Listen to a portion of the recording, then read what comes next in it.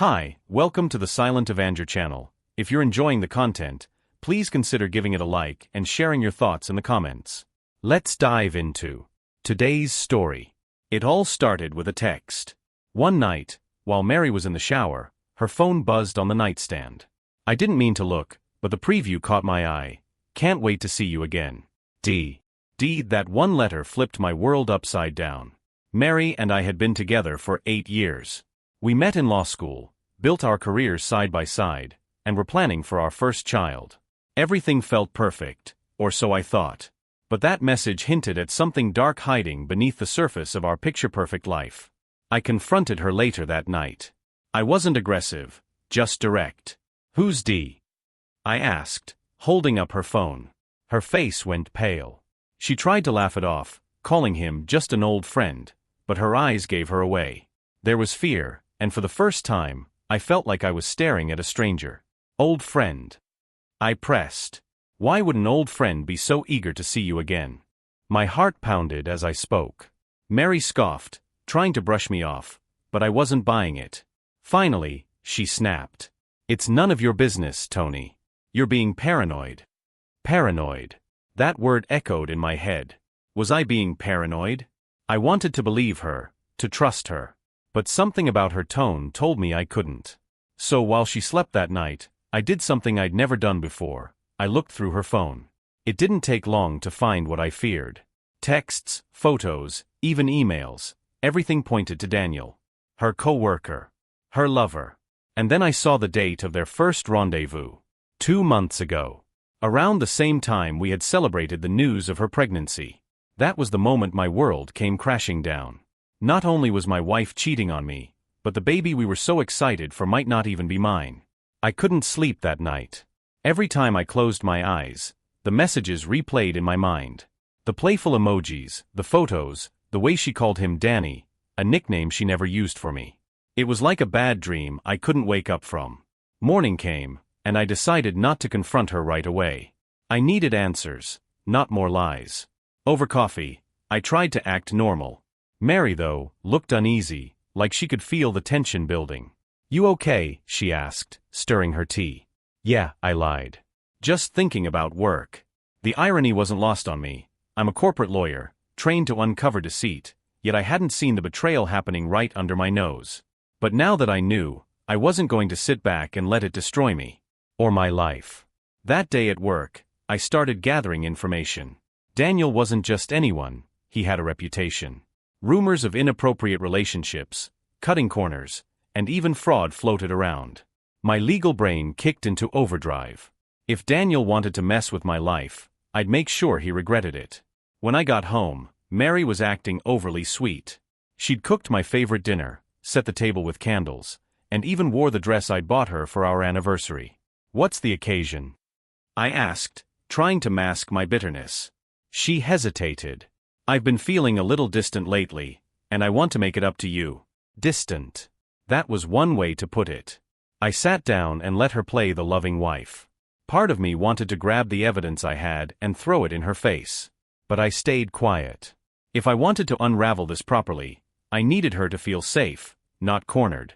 That night, after she fell asleep, I started my real work. Using my firm's resources, I ran a background check on Daniel. It was worse than I thought. He wasn't just a cheater, he was a con artist. There were lawsuits, shady business deals, and a long list of women who had filed complaints against him. And Mary had fallen for this guy. The next morning, I decided it was time to test her. Over breakfast, I casually brought up Daniel's name. "Daniel from your office stopped by my firm last week," I said, watching her face closely. Her fork froze halfway to her mouth. "Oh? What for?" I shrugged. "Didn't say." Seemed like a nice enough guy, though. Her face relaxed, but I could see the gears turning in her head. "Yeah, he's all right. A little arrogant sometimes." I smiled, but inside I was seething. She was playing it cool, but now I knew she was lying to my face. That was the moment I decided I wasn't just going to confront her. I was going to expose her and Daniel for everything they were. But I wasn't ready yet. First, I needed proof about the baby. I spent the next few days laying low, letting Mary think everything was fine. It wasn't easy. Every time I looked at her, I felt a mix of rage and heartbreak. But I needed her to stay unsuspecting while I put my plan into action. The first step was confirming the truth about the baby. If I was going to blow up my marriage, I had to know for sure whether the child was mine. I scheduled a discreet appointment with a paternity testing service. The hardest part was collecting the samples.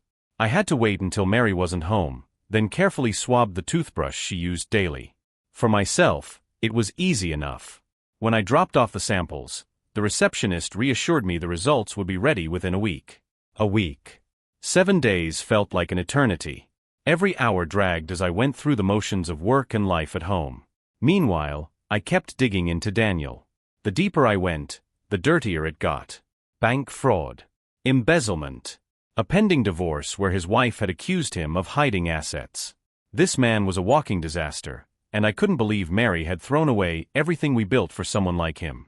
One night, while Mary was in the shower, I noticed her phone buzzing on the bathroom counter. This time, I didn't hesitate. I opened it and scrolled through her messages with Daniel. There was nothing recent, but then I checked the deleted messages folder.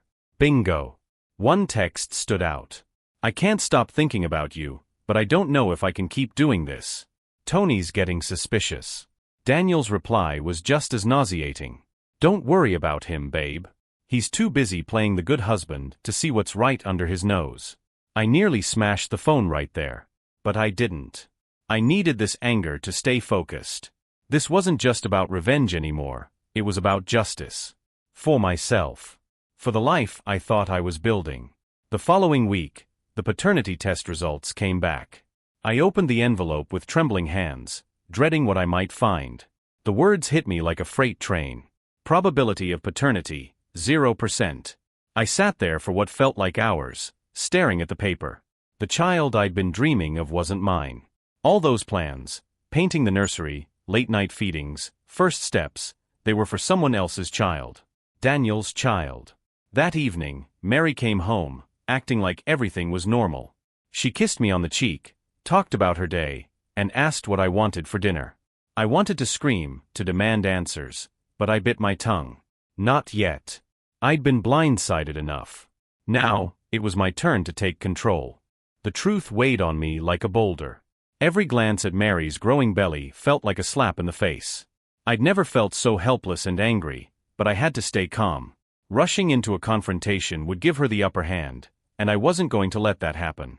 Instead, I started preparing. Over the next few days, I quietly copied every piece of evidence I had, the paternity test results, screenshots of her messages with Daniel, and even the background information I'd gathered about him. I didn't just want her to admit what she'd done, I wanted to destroy the illusion she was living in. Then, on a Friday night, I decided it was time. Mary was on the couch, scrolling through her phone, when I sat down across from her. For a moment, I just watched her, trying to understand how she could betray me like this. But the anger bubbling inside me pushed away any feelings of love or nostalgia.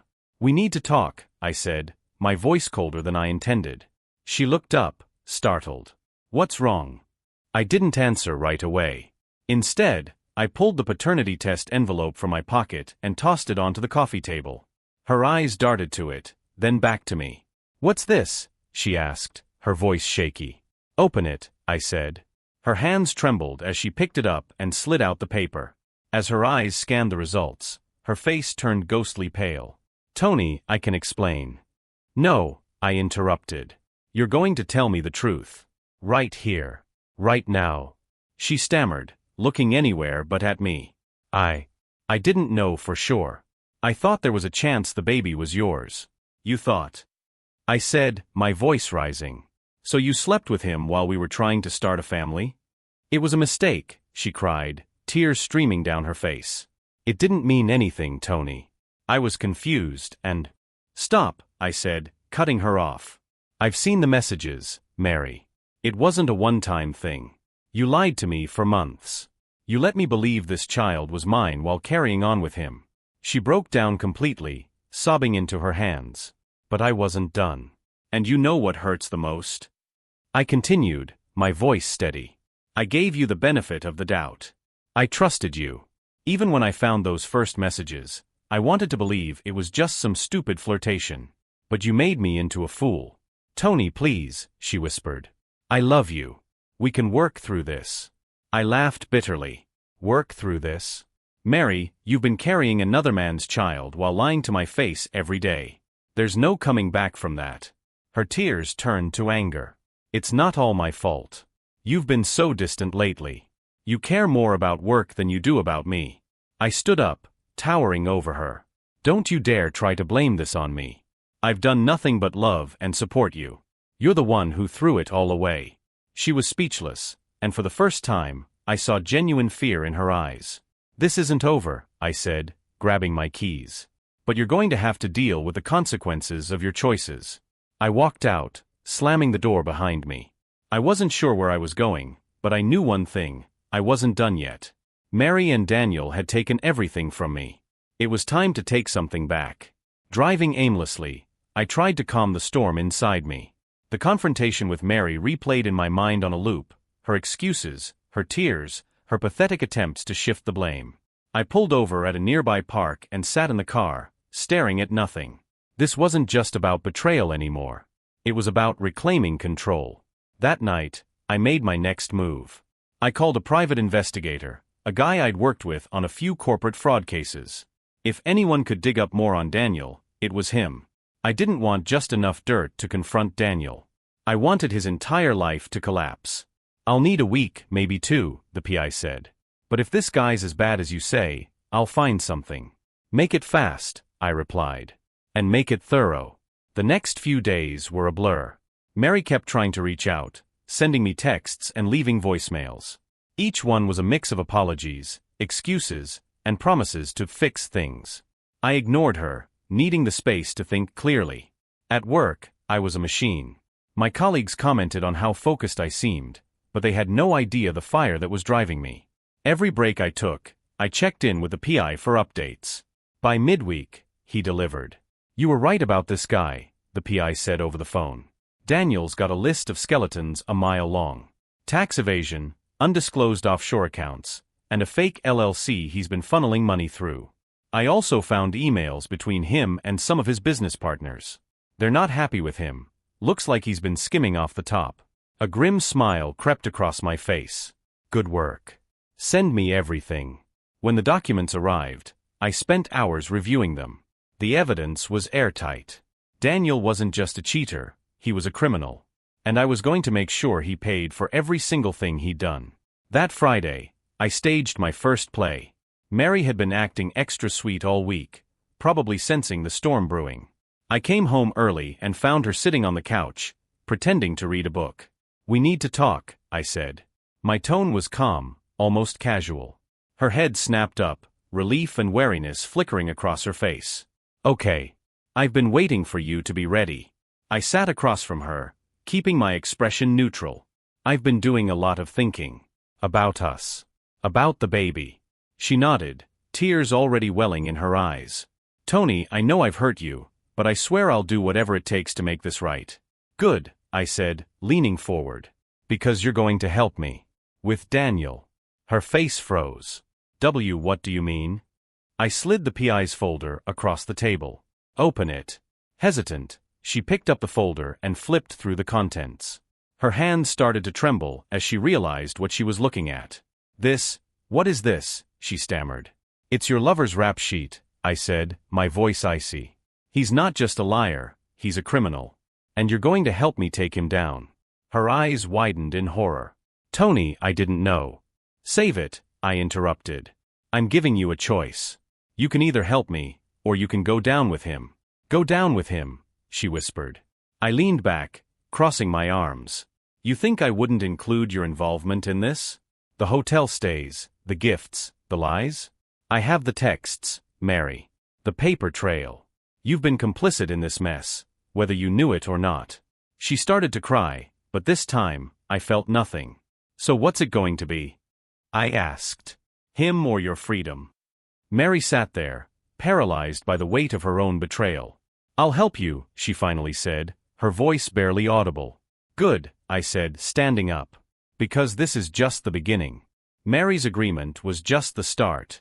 I wasn't naive enough to trust her entirely, but I knew her cooperation would make my plan more effective. She was terrified, and fear was a powerful motivator. Over the weekend, I worked late in my home office, laying out every step of my strategy. The evidence against Daniel was solid, but I needed to time the release perfectly. My goal wasn't just to take him down, it was to make sure he stayed down. On Sunday morning, I briefed Mary. She sat across from me at the kitchen table, her hands clasped tightly around her coffee mug. Her usual confidence was gone, replaced by nervous compliance. "Here's how this is going to work," I said, sliding her a list of instructions. "You're going to get close to Daniel again. Make him feel like you're still on his side." Her head shot up, her eyes wide. "Tony, no. You don't have a choice," I cut in. "You need to gain his trust. Make him comfortable enough to let his guard down." She hesitated but finally nodded. "What do you want me to do?" "Start small," I said. "Reach out to him. Tell him you're worried about what I might know. Make it seem like you're trying to protect him." Mary looked sick, but she didn't argue. I could see the conflict in her eyes, loyalty to me versus whatever twisted connection she thought she had with Daniel. By Tuesday, she had made her move. Mary showed me her texts with Daniel, which were as nauseating as I expected. She played the concerned partner perfectly, asking if there was anything I could use against him. Daniel, arrogant as ever, assured her there was nothing to worry about. "He's confident," she told me that evening. "Too confident." "Good," I replied. "That'll make his fall even harder." With Mary in position, I activated the next phase of my plan. Using the evidence from the PI, I anonymously tipped off one of Daniel's business partners about the offshore accounts. I knew it would spread like wildfire, and it wasn't long before I started hearing whispers of unrest in his company. The following week, Daniel's carefully constructed world began to crumble. His business partners froze his accounts, and whispers of an internal investigation circulated. I watched it all unfold with a sense of satisfaction, knowing this was just the beginning. But Daniel wasn't going down quietly. Mary received a panicked call from him one evening. "He's worried," she told me after hanging up. "He said something about legal trouble and needing to tie up loose ends." I leaned forward, my interest piqued. "Did he mention what kind of loose ends?" She shook her head. "Just that he needed to handle things quickly." I smiled grimly. "He's desperate. That's when people make mistakes." The next day, I made my boldest move yet. I arranged a meeting with Daniel through a mutual acquaintance at his office. Walking into that room, I felt a mix of adrenaline and anger. He greeted me with his usual fake charm, completely unaware of what was coming. "Tony," he said, extending his hand. What a surprise. I ignored his hand and sat down. "We need to talk." He raised an eyebrow, his smirk faltering slightly. About you, your crimes, and your little affair with my wife," I said bluntly, watching his face pale. For a moment, he looked stunned. Then he laughed nervously. "I don't know what you're talking about." I leaned forward, placing a thick folder on the table. "Oh, I think you do. But don't worry, I've already shared this with your business partners. The authorities are next." Daniel's mask slipped completely, replaced by panic and anger. "You think you can ruin me?" I stood up, towering over him. "I don't think. I know. And you're going to feel every ounce of it." As I walked out of his office, I didn't look back. This was just the beginning of Daniel's unraveling, and Mary's reckoning wasn't far behind. Leaving Daniel's office that day, I felt a rush of satisfaction. But I also knew the battle wasn't over. Men like Daniel didn't go down without a fight, and I needed to make sure every door he tried to escape through was slammed shut. Mary was waiting for me when I got home, pacing the living room like a caged animal.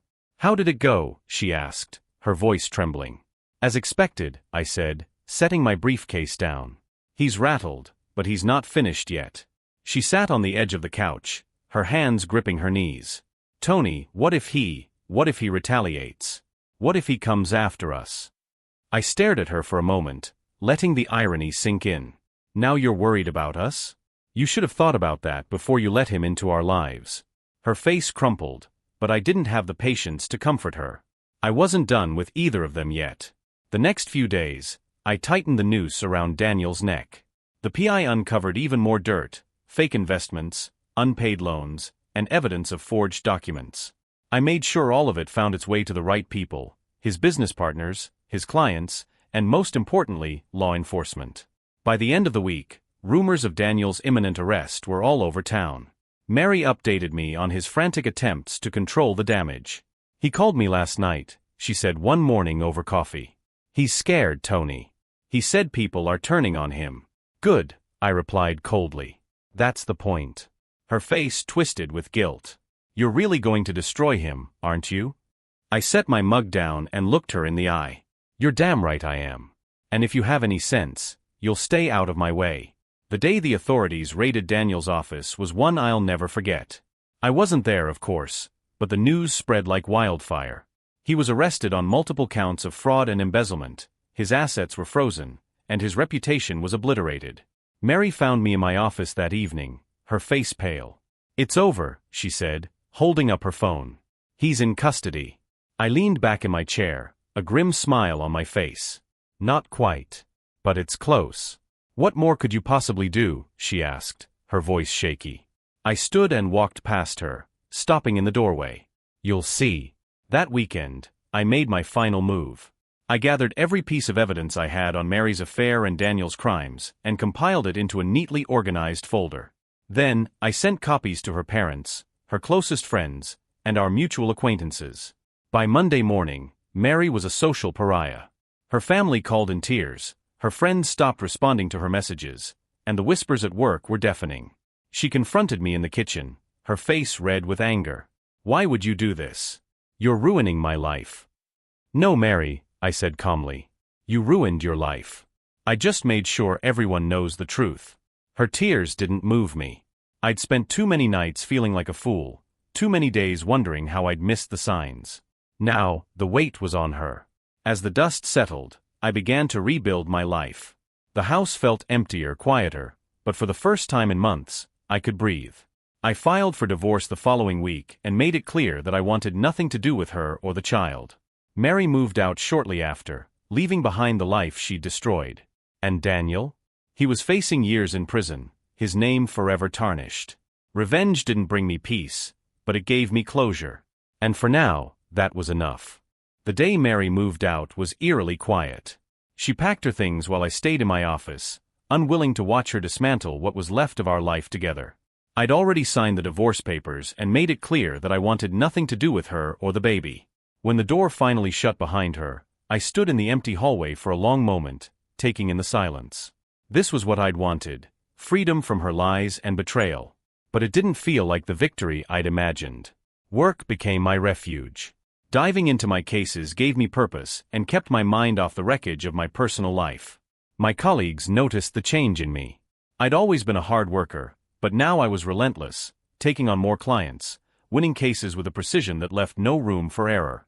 "Tony, you're a machine," one of my associates joked after a particularly grueling week. I gave him a tight smile. "Just keeping busy." But no matter how much I tried to bury myself in work, the memories lingered. The nights I'd stayed up late planning the nursery.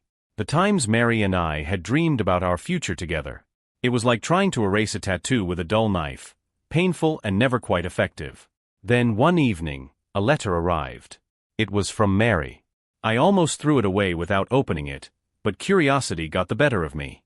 Her handwriting was shaky, as if she'd been crying while she wrote it.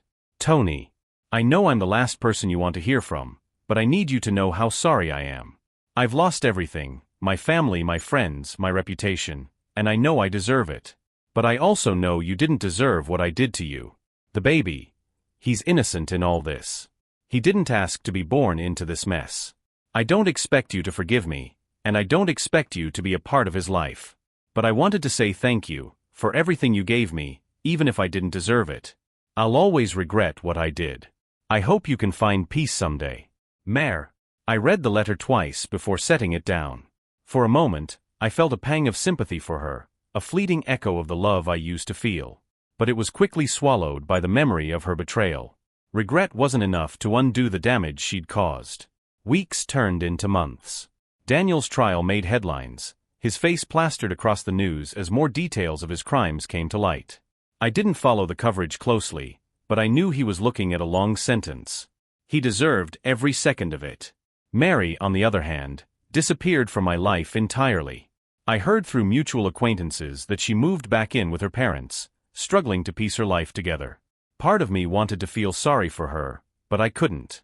She had made her choices, and now she had to live with them. As for me, I focused on rebuilding.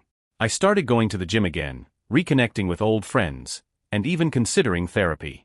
The wounds from Mary's betrayal were deep, but I refused to let them define me.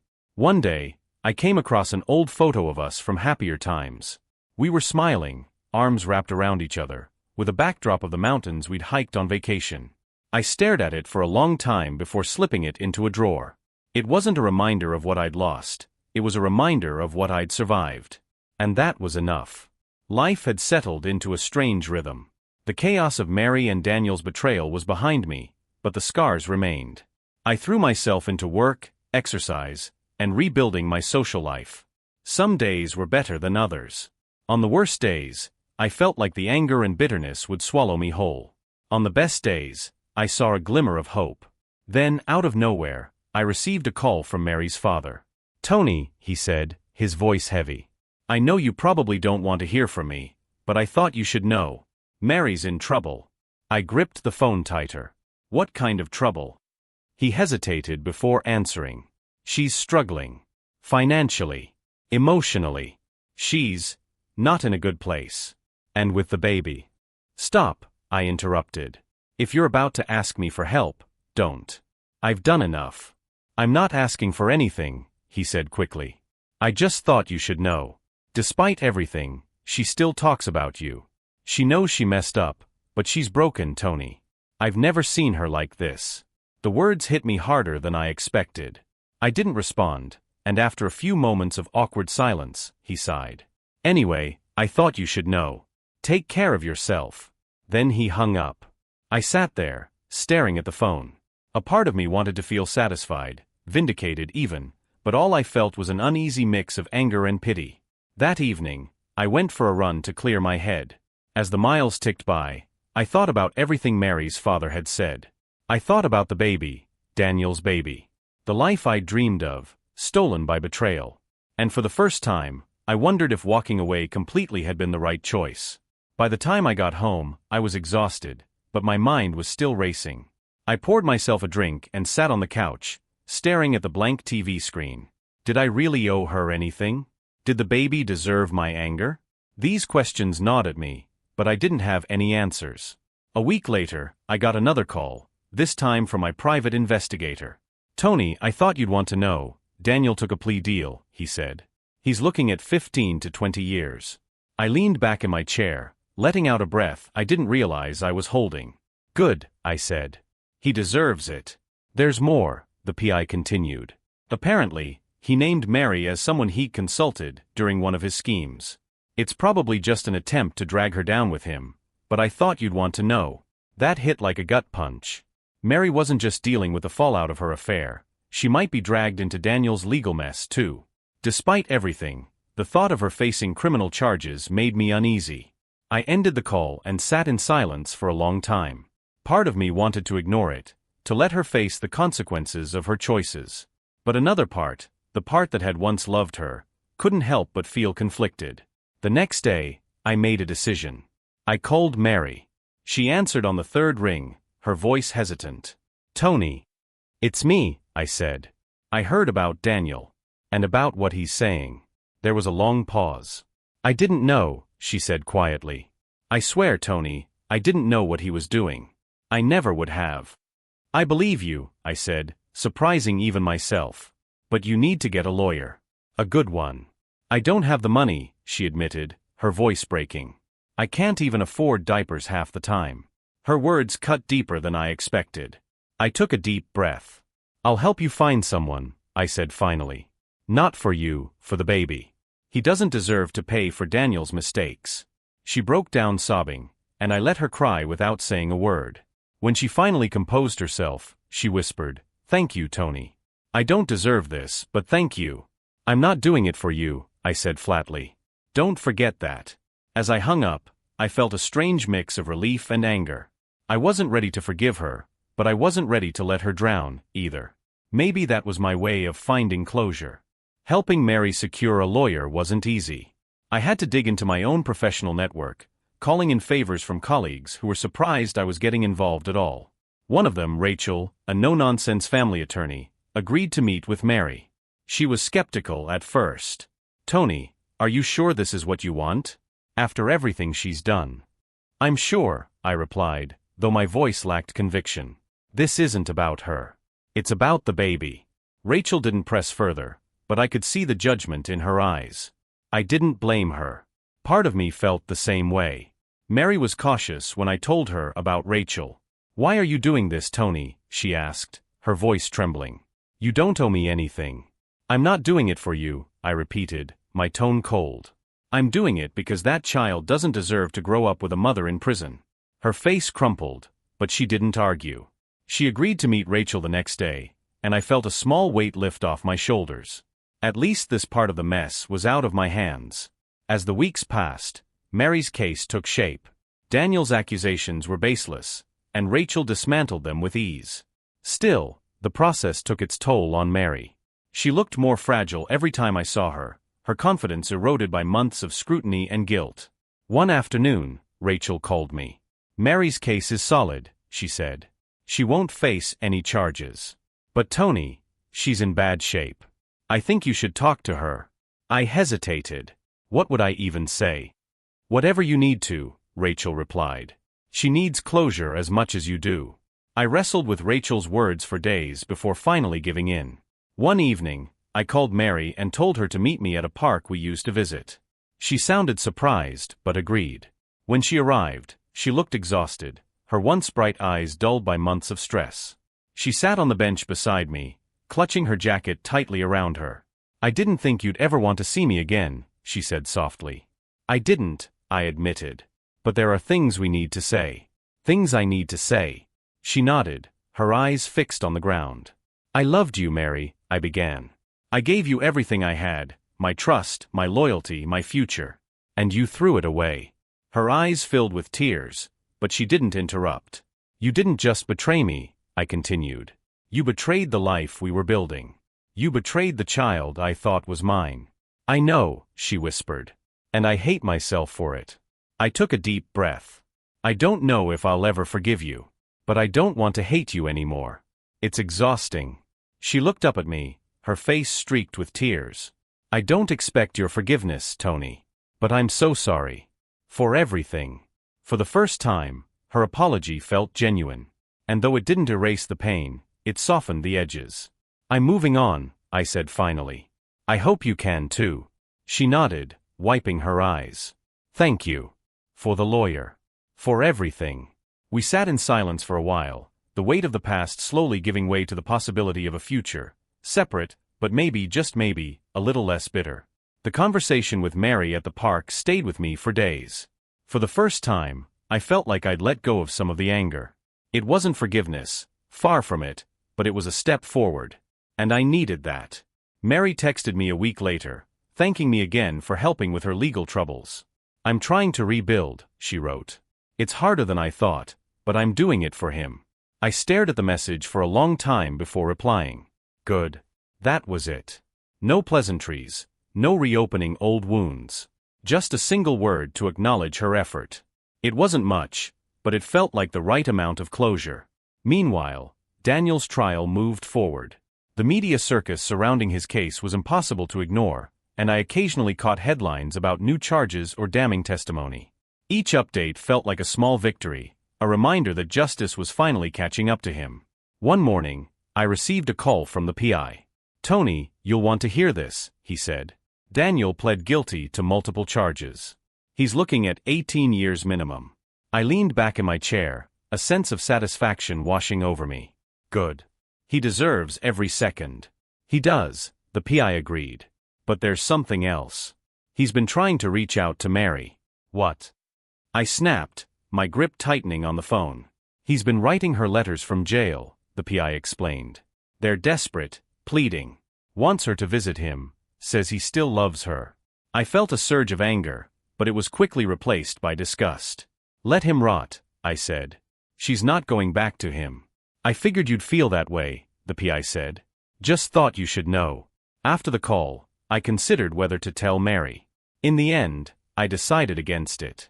She was finally starting to piece her life together, and the last thing she needed was a reminder of the man who had dragged her into this mess. Months passed, and life continued to move forward. I started dating again, cautiously testing the waters. It wasn't easy. I carried a lot of baggage, but I wasn't willing to let Mary's betrayal define the rest of my life. One evening, while out with friends, I met someone. Her name was Claire, and she had a warmth about her that immediately drew me in. We talked for hours, laughing over drinks and sharing stories about our lives. For the first time in a long time, I felt a spark of hope. By the time the night ended, she'd given me her number. As I walked home, I realized I was smiling, a genuine, unforced smile. It felt strange, but good. Mary and I stayed in minimal contact. She updated me occasionally about the baby, though I kept my distance. She respected my boundaries, and for that, I was grateful. I didn't need to be part of her life anymore, but I didn't wish her harm, either. Daniel, on the other hand, faded into the background. His sentencing made the news, but after that, he became just another name on a long list of disgraced men. His chapter in my life was officially closed.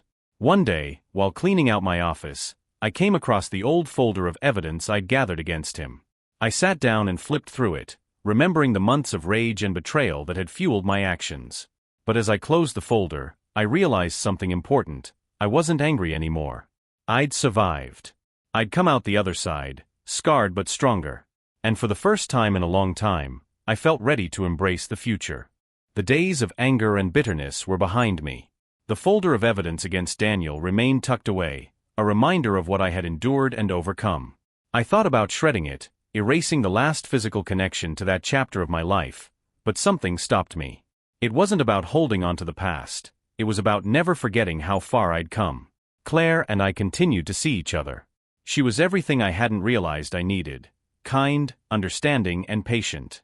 On our third date, I told her about Mary and Daniel.